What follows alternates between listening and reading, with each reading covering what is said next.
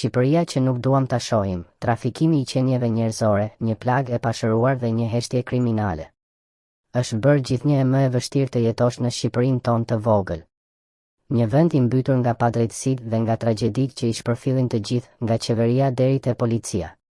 Trafikimi i qenieve njerëzore nuk është vetëm një frazë nga raportet ndërkombëtare, ai është një realitet i përditshëm që shpaloset para syve tanë.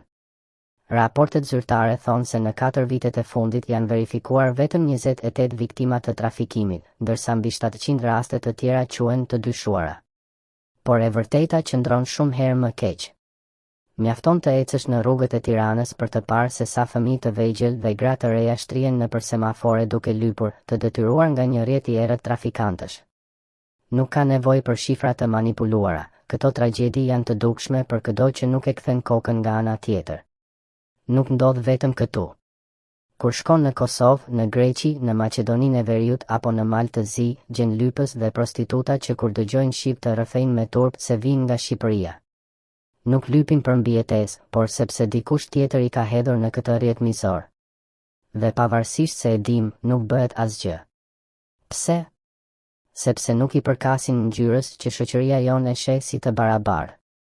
Janë të padukshëm, të paragjykuar. Dhe sa herë që ndodh ndonjë krim, janë të parët që merren për t'u marrë në pyetje nga policia, si për të vulosur përgjithmonë fatin e tyre.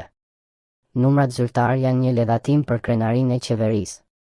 Por ne që jetojmë këtu e dim që realiteti nuk matet me shifra të bukura në letër.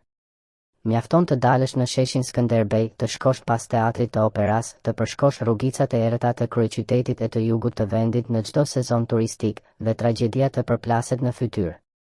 Sot çdo gjë ka kaluar online, prostituta femra e meshkuj shiten me 50-100 euro për një shërbim të shpejtë dhe qeveria bën sikur nuk sheh, nuk dëgjon.